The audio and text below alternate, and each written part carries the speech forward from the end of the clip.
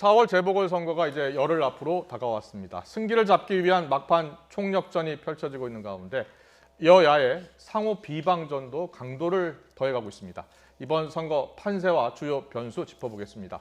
유영화 한국외대 초빙 교수, 배종찬 인사이트K 연구소장 나와 계십니다. 어서 오십시오. 네, 안녕하십니까. 안녕하십니까. 네, 안녕하세요. 네, 민주당 박영선, 국민의힘 오세훈 후보가 맞붙은 서울시장 선거부터 짚어보겠습니다. 제3지대 후보 없이 사실상 여야 맞대결로 치러지는 7년 만의 선거입니다. 지금 여론은 누구에게 향하고 있는지 그래픽부터 보고 오겠습니다. 네, 지금 보고 계신 그래픽 리얼미터 조사 결과입니다. 오세훈 후보 55%, 그리고 박영선 36.5%로 오 후보가 오차 범위 밖에서 높은 지지를 얻었습니다. 또 다른 여론조사 볼까요? 여긴 여론조사 기관 한길리서치 조사인데요. 오세훈 후보가 46.3%, 박영선 후보가 25.3%로 역시 오 후보가 20%포인트 넘게 앞서고 있습니다. 네, 공통적으로 보면 일단 지난주 나온 여론조사는 오세훈 후보가 좀 격차를 벌리면서 앞서고 있는데요. 정당 지지율까지 지금 국민의힘이 지역별로 앞서고 있습니다. 최근 LH 사태 등으로 여권에 대한 민심 이반이 이어졌다고 볼 수 있을 건데요. 두 교수님, 소장님께 여쭤보겠습니다. 자, 먼저 유 교수님. 네. 지난주 조사 결과입니다. 그리고 이번 주는 또 어떻게 바뀔지 모르고요. 지난주 조사 결과는 단일화, 야권 후보 단일화 변수가 좀 크게 작용했다고 볼 수 있을까요? 그렇죠. 단일화 변수가 많이 작용하면서 실제로 야권에서 주장하고 있는 심판론이 심판론 프레임이 이게 먹혔다고 볼 수가 있는 것이죠. 근데 심판론 프레임이 먹힐 수 있었던 거는 결국은 현 정부의 부동산 정책이 이것이 이념화된 그동안의 현실과 국민의 삶에 대한 문제인데, 주거에 대한 문제인데, 이것이 국민의 삶과 생활을 개선시키는 방향이 아니라 좀 이념화되는 부동산 정책. 그래서 상당히 힘들지 않았습니까? 그렇죠? 왜냐하면 사는 문제가 해결이 안 되는 경우에 얼마나 힘들겠습니까?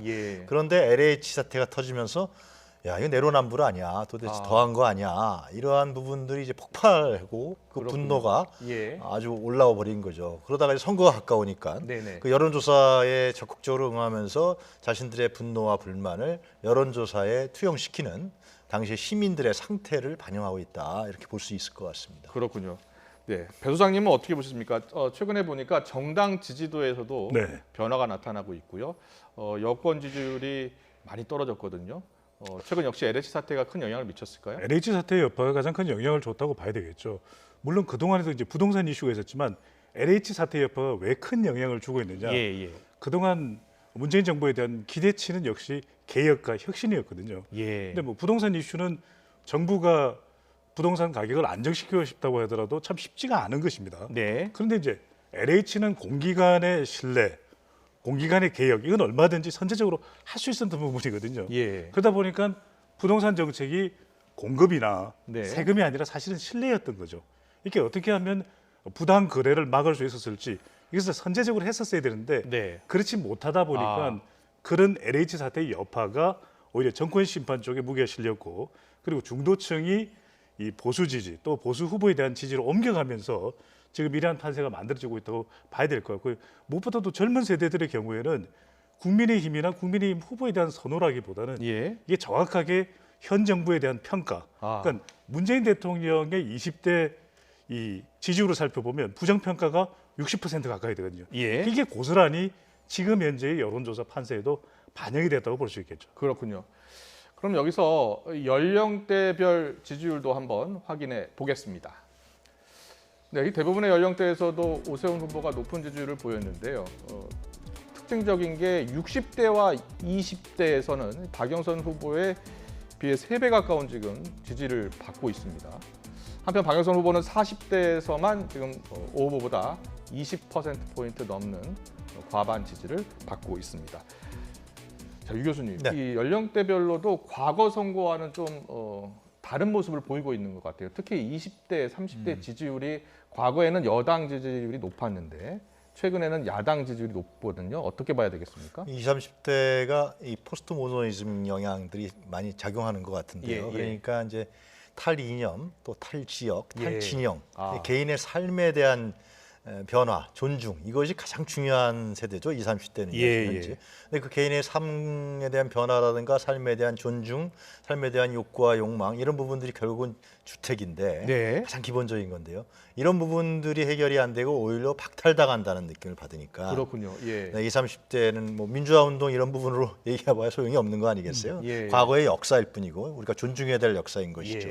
그래서 이런 부분들에 대한 해결이 그러니까 저는 이 부동산 정책의 문재인 정부에서 가장 큰 실책이 결국은 부동산 정책을 통해서 어떤 그 불로소득이라든가 이런 부분에 대해서 명분과 이념은 정당했을지 모르지만 그걸 현실 과정에서 왜곡되고 굴절되면서 시민들과 특히 젊은 세대에게 이러한 그 희망과 기대를 저버리게 하고 LH 사태는 말씀하셨습니다만 박탈감까지 줬기 때문에 20대 30대들이 상당히 이반한 과정이다. 그렇군요. 이런 부분들을 빨리 민주당이 이번 선거 전략에서 인정한 상태로서 전향적으로 얼마 남지 않았습니다만 그러한 자세가 좀 필요하지 않을까 생각합니다. 그렇군요. 여론조사상으로 보면은 지금 20대, 30대가 과거 투표 성향과 다른 모습을 보이고 있는데요. 과거에서는 여권이 젊은 층의 지지율이 높다 보니까 투표장에 나와달라 이렇게 해서 진보 진영을 위해서 투표를 해달라고 그랬는데 지금 지지율을 보면 반대가 됐어요. 그렇습니다. 이게 우리가 전통적으로는 20대에서 40대까지는 민주당 지지 성향이 강했죠. 진보 성향이 높다라고 보기 때문에 분석되는 이유인데 20대, 30대에 주목하실 좀 필요가 있습니다. 20대의 경우에는 왜 이렇게 민심 위반이 됐을까? 물론 부동산 문제도 있겠지만 젠더 문제도 있습니다. 또 일자리 문제도 있는 거죠. 돌이켜보면 2018년 1월 달에 가상화폐 거래소를 폐쇄하겠다라고 하는 발언, 이 법무부 장관의 발언에 대해서 20대가 분노를 했거든요. 그리고 그해 2월 달에 이제 평창올림픽 때는 남북 여자 아이스하키 단일팀에 대해서 공정이 문제가 됐습니다. 그리고 그 이후에 지난해였죠. 인천국제공항공사 정규직 문제, 인구공 문제였고 이번에는 이제 LH 사태. 이런 이제 부동산 문제도 있는데 젠더 이슈도 있고요. 그리고 20대의 경우는 일자리도 있고 그것이 계속 누적이 되어 왔고 30대의 경우에는 영혼까지 끌어다 대출 받아서 이제 집을 샀는데 그런 것이 이제 지금 이 여당에는 상당히 치명적인 타격을 주고 있는데 문제는 이 부분입니다. 20, 30대가 과연 투표율이 높을 것인가? 오히려 지지했던 민주당, 지지했던 정부에 대해서 실망감이 커졌다면 투표하러 아직 가지 않을 수도 있다는 거죠. 그럴 수도 있는 여기에 거죠. 주목했다면 앞서 그래프를 혹시 한 번 더 세대별 그래프를 보여주실 수 있다면 40대는 박영선입니다. 60대 이상은 오세훈이라면 50대는 팽팽하거든요. 이번 선거는 50대가 결정을 한다고 해도 가은은 아니라고 봐야 되겠죠. 그렇군요. 자, 이 앞서가는 오세훈 후보 아직 선거까지 열흘 남았고요. 그리고 넘어야 할 관문이 많습니다. 우선 서울 내곡동 땅 셀프 보상 의혹인데요. 최근에 일부 언론에서 보도가 나왔죠. 오 후보가 직접 땅 측량에 직접 관여했다. 이런 증언이 나왔고요. 사퇴를 압박하고 있고 또 국민의힘은 그런 사실이 없다. 그래서 그 언론사를 지금 고소고발하는 것으로 전해지고 있습니다.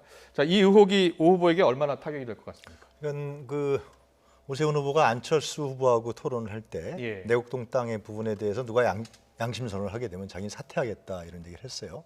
실제로 그 연장선상에서 민주당에서 자꾸만 이제 정치 공격을 하는 건데 공세를 벌이는 건데요. 그런데 제가 봐도 먼저 개인적인 저의 상식인데요.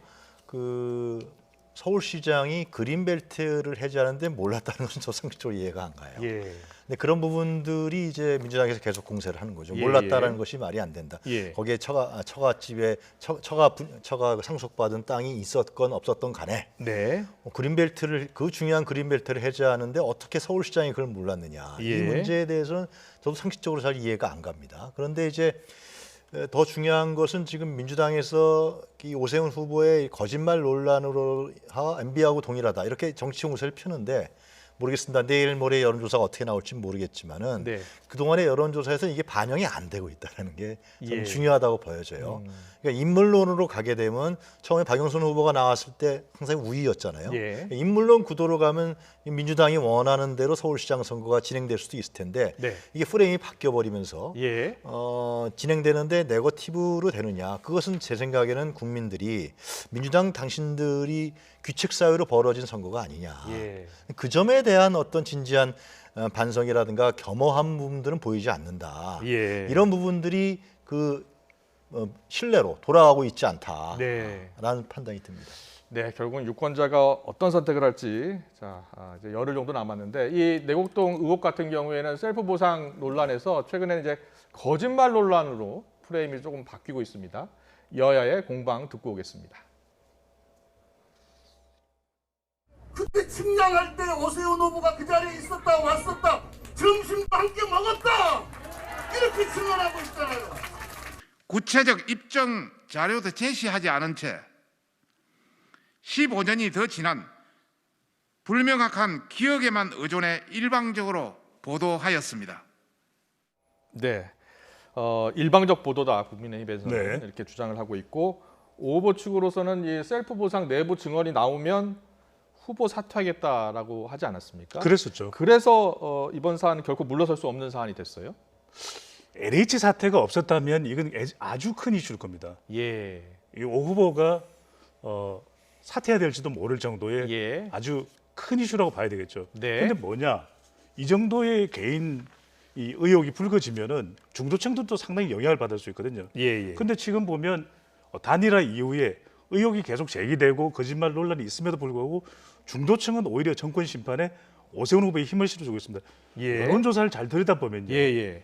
지금 오세훈 후보에 대한 평가를 내리고 있는 그런 여론조사가 아닌 거죠. 예. 이건 철저하게 이번에는 LH 사태 여파에 따라서 국민의힘도 그렇고 오세훈 후보도 반사이익을 가져가고 있는 겁니다. 예. 그러니까 오 후보가 만들어낸 지지율이라면 이 부분에 대한 아주 냉정한 평가가 가능할 텐데 LH 여파 예. 사태와 내곡동 땅을 봤을 때 LH 사태가 주는 파장이 훨씬 큰 거죠. 예. 그러니까 내곡동 사태가 오히려 묻히는 성격이 있는 것이고 거짓말 논란과 비교를 하더라도 이 정권에 대한 심판, 예. 그 다음에 후보에 대한 평가를 봤을 때 후보에 대한 평가보다는 정권 심판하자 이번에 그래야 견제가 된다. 예. 이런 여론에 무게가 실리고 있기 때문에 박영선 후보로 봤을 때 또는 김태년 지금 원내대표, 당대표 권한대행은 계속해서 오 후보의 땅 의혹을 이야기하거든요. 예, 예. 이게 만약에 영향을 준다면 중도층이 지금 서서히 변하기 시작해야 되는데 그렇지 않다는 것은 빨리 국면 전환을 할 필요도 있는 겁니다. 그렇군요. 이 LH 프레임에 벗어나서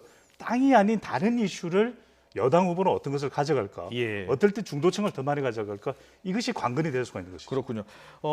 시간이 갈수록 지지층은 결집을 할 것이고요. 가장 중요한 변수는 중도층이 될 겁니다. 그 부동층의 향배인데 지금 두 후보 모두 핵심 공략층으로 꼽고 있는데 중도층의 표심이 이제 어떤 방향으로 갈지가 핵심 아니겠습니까? 근데 유 교수님이 현재는 중도층이 여론조사상으로는 오 후보 쪽으로 많이 가 있는 것 같죠. 그러니까 이제 중도층을 우리가 좀 더 구체적으로 분석해 볼 필요가 예, 있습니다. 예. 지금 뭐 이념에 의해서 중도다 이런 것은 좀 제가 보기엔 시대 흐름과는 배치된 측면이 그렇군요. 있고요. 예. 그러니까 중도라는 것은 후층 중도층에 얘기하는 사람은 지금 앵커께서 말씀하신 대로 부동층이라든가 예. 무당파라든가 예. 그리고 각 양 정당에 이렇게 큰 외연으로 범주화되어 있는 층이라고 볼 수가 있습니다. 예. 그러니까 그 투표율이 높으면 과거 선거에서 민주당이 유리했다는 것은 민주당이 포함하고는 외연 범주에 속친 중도층들이 많았던 것이죠. 더. 네.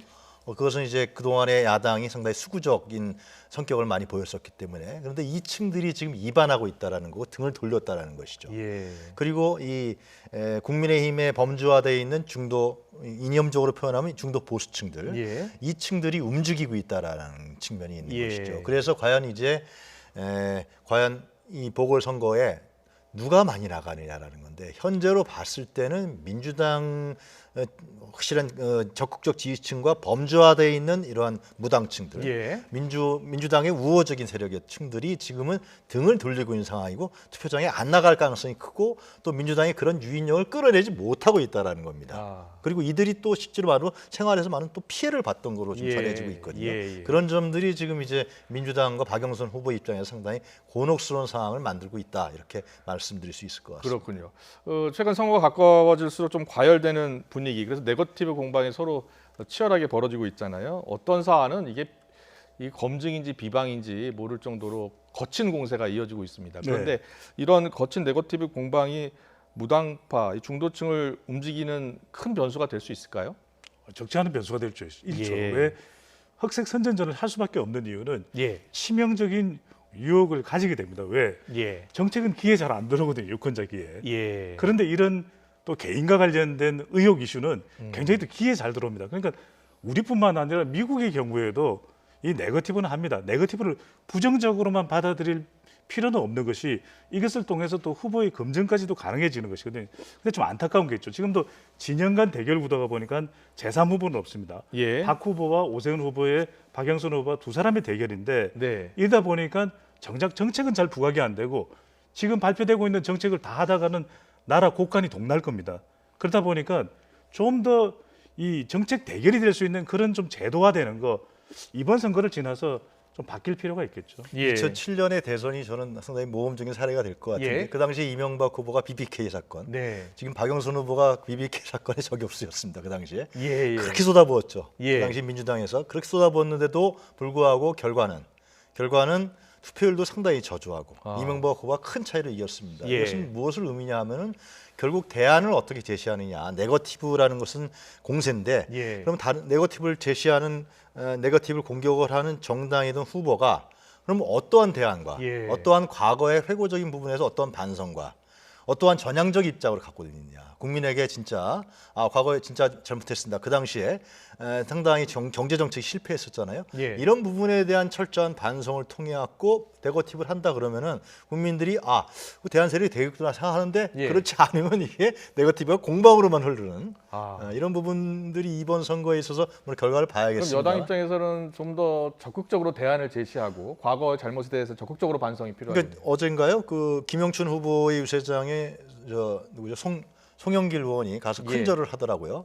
우리가 귀책 사유였다. 물론 예. 지도자들도 그런 얘기 나오는데 그런 부분으로 일단 저는 접하는 게 빨리 전향하는 게 중요하다고 보여집니다. 예. 그렇지 않으면은 그렇지 않고 자꾸만 과거에 어떤 일부 정치인은 박원순 전 시장을 막 소환하고 그러잖아요. 그럼 예. 이제 자꾸 기론을 붓는 거죠. 이 사람들 진짜 안 되겠어, 심판해야겠어. 근데 그런 부분에 대한 정직하고 진솔한 인정. 그 다음에 우리가 어떻게 하겠다 앞으로 예. 이런 부분들을 나가면서 네거티브를 같이 병행해야 효과가 있지 않을까 생각합니다. 예, 알겠습니다. 계속해서 부산시장 선거로 가볼게요. 네, 부산시장 선거 최근 여론조사를 잠깐 보고 가겠습니다. 네, 최근 실시된 부산시장 여론조사는 박형준 후보가 58.8%, 김영춘 후보가 29.3% 보이고 있습니다. 부산시장 선거 여론조사를 보면 3주 전, 4주 전과 크게 달라지지는 않은 것 같습니다. 최근 민주당 같은 경우에는 박형준 후보의 여러 가지 의혹들 네. 지금 총공세를 펴고 있는데도 지지율 격차가 좁혀지지 않네요. 아까도 말씀드렸습니다. 결국 어떤 이슈가 더 크냐, 예. 후보자 개인에 대한 평가냐. 박형준 후보를 속속들이 부산 유권자들이 잘 알고 있어서 너무 좋아요, 지지하고 싶어요, 이럴까? 이게 아니라는 거죠. 예. 이번 선거는 LH 사태 여파로 불거진 정권 심판에 무게가 실리고 있는 상황이거든요. 예. 더군다나 이제 부산의 상황은 전통적으로 보수 성향의 또 지지 기반이 강했던 지역이기 때문에 예. 그렇다면 이것을 바꿀 수 있는 국면 전환이 사실은 가장 필요한 건 쉽지 않습니다. 네. 대안을 들고 나와도 안 돼요. 그래서 프레임을 벗어나는 것이 너무나 중요하다. 예. 지금 서울시장 선거는 미니 대선 전초전 이야기를 하고 있기 때문에 예. 오히려 어떤 대안을 내놓는 것보다 더 중요한 것은 예. 이번 선거의 의미입니다. 여당 쪽에서는 이번 선거는 자기 대권과 결정돼 있다. 정권이 교체되길 바라느냐 아니냐. 이걸 사실 선거의 기준으로 가지고 나오면 이 중도층도 그렇지만 더불어민주당 지지층들도 상당히 적극적일 수 있거든요. 예. 왜? 이번 선거에서 지게 되면 자기 대선이 상당히 위태로워진다. 네. 그러니까 국면 전환은 원래 다른 국면으로 프레임을 빨리 전환할 수 있느냐 아니냐. 이게 상당히 선거에서 중요한데 네. 물론 많은 전략가들이 지금 그 캠프에 가 있을 겁니다. 예. 그런데도 못하는 이유가 있는 것 같은데 가장 중요한 건요. 이게 부동산 프레임이 빠지게 되면은 결코 이 구도에서 빠져나오지 못한다는 사실. 네. 그걸 아는 것이 너무나 중요한 것이죠. 그렇군요. LH 사태가 여권에는 상당히 불리한 이슈로 지금 계속 작용하고 있는 모습인데요. 선거철마다 또 나오는 게 불리한 후보 쪽에서 나오는 읍소 전략이 있죠. 이번엔 집권 여당인 민주당에서 나오고 있습니다. 잘못은 했지만 꼭 뽑아 달라는 것입니다. 읍소 전략이 이번에 얼마나 통할지가 주목되는데요. 유 교수님 어떻게 보세요? 그러니까 저는 이제 선거 결과가 나와야겠지만 예. 이 선거는 민주당한테 불리할 수밖에 없는 선거입니다. 기본적으로 환경 자체가. 예. 이게 집권 후반기에 치러지죠. 그러니까 중간 예. 심판적 성격을 가질 수밖에 없어요. 그럼 민주당 입장에 봤을 때는 보궐선거로 1년밖에 임기가 아닌데 너무 판을 키워버린 측면도 없지 않아 있습니다. 그리고 야권의 안철수 대표의 단일화 이제 판이 커졌잖아요, 이게. 예. 거기에 좀 말린 측면도 저는 없지 않아 있다고 생각이 들어요. 또 가독도를 너무나도 띄웠어요. 그러니까 이 선거는 민주당 입장에 봐서 좀 조용히 치르는 게 좋아요. 예. 이건 심판적 성격이 갈 수밖에 없는 선거거든요. 불리한 예. 환경에 있는 선거인데 너무나 또 서울과 부산에서 이기려고 하는 이런 부분들이 국민 눈에 비춰봤을 때는 좀 안티적 입장으로 돌 수밖에 없는 것이죠. 아. 그래서 저는 지금이라도 좀 더 너무 과대한 뭐 사실상 이 선거가 꼭 대선에 연결된다는 보장이 있는 건 아닌 거거든요. 예. 이게 다른 방향으로 또 나올 수도 있는 것이고 예. 좀 더 여유 있게 그리고 조용하게 그리고 국민의 진짜 삶이 어떻게 바뀌는지 서울시장이라든가 부산시장 선거에서 이런 부분 속에서 좀 턴해서 아까 말씀드린 대로 이제 읍소 전략도 제대로 좀 하고요. 그냥 네. 말로만 하지 말고 제대로 좀 하고 그런 부분들이 필요하지 않을까 생각이 들어요. 네, 알겠습니다. 이번 선거 또 하나의 관전 포인트죠. 두 백전 노장의 승부라고 볼 수 있습니다. 이해찬 전 민주당 대표 최근에 적극적인 행보 보이고 있고요. 김종인 비대위원장 이번 선거에 큰 역할을 했다라고 자평을 하고 있습니다. 본인이 90% 정도 역할을 했다고 하니까요. 그런데 두 백전 노장 이 두 대표가 선거 전망을 하는데 조금 다릅니다. 이해찬 전 대표는 충분히 승리할 수 있다라고 지금 이야기를 하고 있고 또 김종인 위원장도 마찬가지입니다. 자, 먼저 이해찬 전 대표가 최근 등판한 이유가 뭐라고 보십니까? 지지층 결집이죠. 예. 그래서 저는 이해찬 전 총리가 백전 노장이구나. 이번 선거를 땅땅 선거가 아닌 백전 노장의 대결, 킹메이커의 전쟁이다 이런 이야기를 하거든요. 예. 그는 보궐선거도 중요한데 내년 차기 대통령 선거가 너무나도 중요한 거죠. 예. 그렇다면 적어도 지지층들이 흩어지지 않도록 결집하는 그 역량을 보이고 있는 것이 이해찬 전 총리라고 볼 수 있는데 김종인 비대위원장도 마찬가지입니다. 예. 단일화를 성사시켜서 오세훈 국민의힘 후보가 된 것도 김종인 비대위원장의 성과다 이런 이야기가 나오고 있거든요. 예. 그래서 보면 서울 선거는 이명박 전 대통령 대 문재인 대통령의 대결, 부산 선거는 노무현 전 대통령 대 이명박 전 대통령의 선거 이런 이야기가 나와요. 예. 전현직 대통령이 다 소환됐는데 아까도 말씀드렸지만 프레임을 전환하는 방법은 빨리 차기 대권과 연계되는 것이 더 중요하다. 예. 그 차기 대권과 연계짓기 위해서 나온 인물이 이해찬 전 총리라고 봐야 되겠죠. 그렇군요. 김종인 위원장은 이번에 마지막까지 네. 선거 당일 날 보면 지금 정도의 격차가 아니라 오세훈 후보와 박영수 후보의 격차가 5에서 6%포인트로 좁혀질 것이다 이렇게 내다보고 있더라고요. 저도 뭐 개인적으로 예. 20%까지 차이가 나겠느냐라는 예. 생각이 듭니다. 물론 자꾸만 민주당이 계속 악재를 보여준다면 예. 차이가 계속 유지되겠죠. 그러나 이 부분을 좁혀질 가능성이 상당히 있다고 보여지는데요. 예. 그런데 이제 김종인 위원장은 보면 참 잘 활용하는 것 같아요. 제가 봤을 때.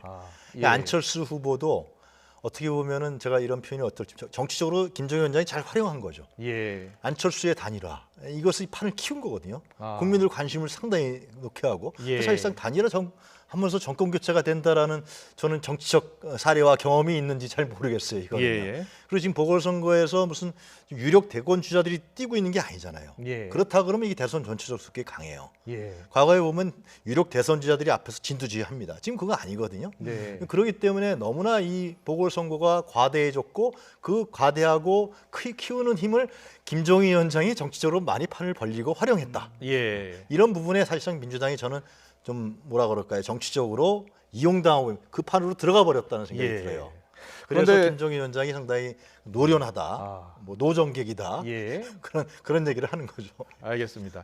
그런데 이제 많은 전문가들이 이번 재보선을 의미 있게 보는 건 내년 3월 9일입니다. 대통령 선거가요. 그러니까 1년도 남지 않게 되니까 차기 권력 지형에도 이번 선거가 큰 변화를 줄 것이다 이렇게 예측을 하고 있는데요. 민주당이 승리한다면 정권 재창출의 기대감도 높아지겠죠. 그런데 만약 패배했을 경우에는 야권의 변화뿐만 아니라 여권에서도 어느 정도 지형 변화가 있을 수 있다 이렇게 예측하더라고요. 어떻게 보세요? 그렇습니다.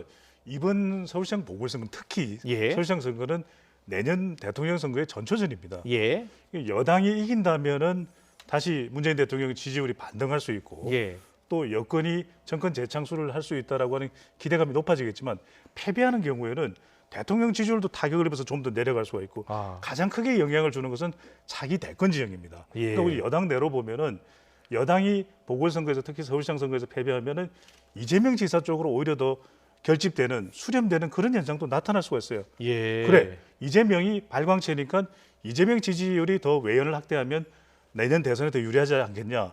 이낙연 전 대표로서는 이번 보궐선거가 본인의 또 성과, 본인의 성과일 수도 있거든요. 예. 상당히 타격을 받을 수 있고 정세균 총리는 제3후보 기대가 많이 있습니다.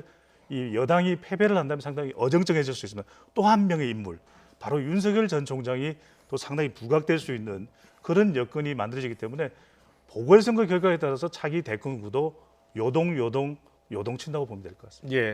유 교수님, 만약에 야권이 재편된다면은요. 네. 국민의힘 중심으로 재편될 것 같습니까? 아니면 제3지대, 그러니까 안철수 대표라든지 제3지대를 중심으로 재편될 것 같습니까? 그러니까 그 만약에 야권이 2대0으로 이긴다. 예. 또 그 전 표차도 중요하다고 생각하는데. 예. 그러면은 이제 김정인 위원장 중심으로 야권이 예. 재편될 가능성이 큰 거죠. 그러니까 국민의힘에서도 여러 주자들이 있지 않습니까? 예. 김정인 위원장이 향후 대선까지 준비하고 야당을 진두지휘하는 김정인 위원장 중심으로 대권 가도가 열릴 확률이 굉장히 큽니다. 예. 그러니까 만약에 서울에서 진다. 그러면 이제 안철수하고 특히 네. 윤석열이라는 인물 중심으로 다시 재편되는 뭐 이런 과정들이 이루어지지 않겠냐라는 예. 생각이 듭니다. 그러니까 일각에서는 안철수, 윤석열 제3지대를 중심으로 뭐 네. 재편될 가능성을 이야기하더라고요. 네, 그런 가장 큰 이유는 국민의힘 지지율도 최근에 굉장히 상승세를 타고 있습니다. 하지만 어느 쪽 더 파이가 클까? 예. 그래도 대통령 부정평가청을 보면 한 50% 이상 되기 때문에 예. 그래서 제3지대로 뭉치면 파이가 클 수 있다. 보수 쪽 이런 이야기가 나오는 이유로 보입니다. 예, 알겠습니다. 네, 오늘 정치권 이슈는 여기까지 듣겠습니다. 지금까지 유영화 한국외대 초빙 교수님 그리고 배종찬 인사이트 K 연구소장이었습니다. 잘 들었습니다. 고맙습니다. 고맙습니다.